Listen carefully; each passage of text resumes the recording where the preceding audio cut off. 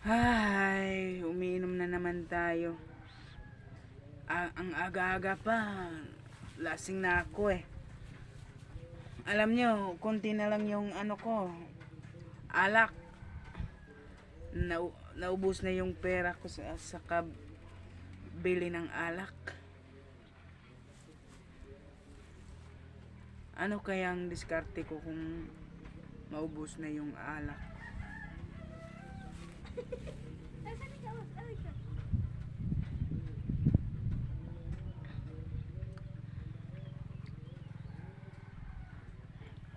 Teka, parang may taong dumating eh. Parang pumupunta dito. Kapag inaagawan mo ko ng alak,